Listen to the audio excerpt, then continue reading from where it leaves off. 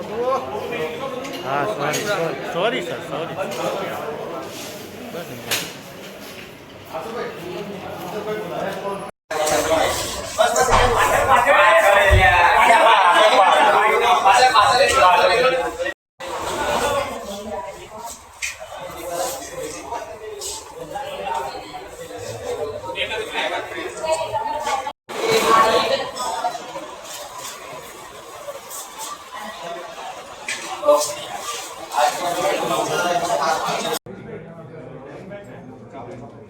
चलो भाई role sir नकली नोट केसમાં વધુ એક આરોપી ઝડપાયો છે સમગ્ર મામલો શું હતો અને આ આરોપીનો શું રોલ છે આ બધાને ખ્યાલ હશે કે લાસ્ટ 22 જુલાઈના દિવસે એક એફઆઈઆર અહીંયા થવામાં આવી હતી જેની અંદર એક સત્યનારાયણ તેલીની સુરત ક્રાઇમ બ્રાન્ચ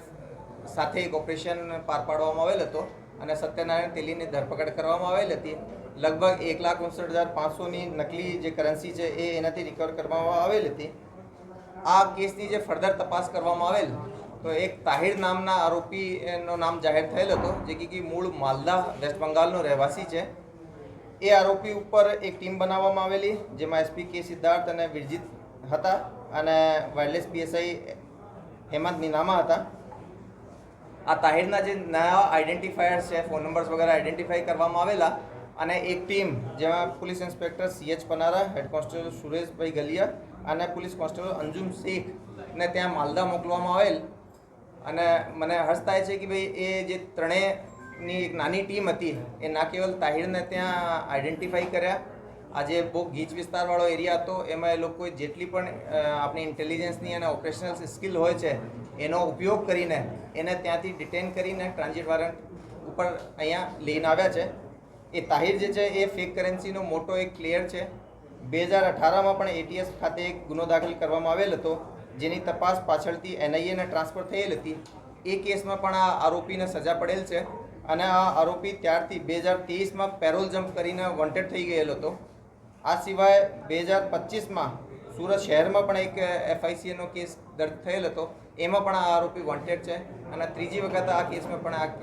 એ આરોપીની ધરપકડ થઈ છે જો લાસ્ટ ટાઈમ પણ કીધા હતા આ FSL અને જે પ્રિન્ટિંગ પ્રેસ હોય છે આની હાલ રિપોર્ટ પેન્ડિંગ છે એની રિપોર્ટ આધારે જ અમે ક્વોલિટી બાબતમાં કે હાઈ ક્વોલિટી છે કે કઈ રીતનું છે આ કહી શકાય છે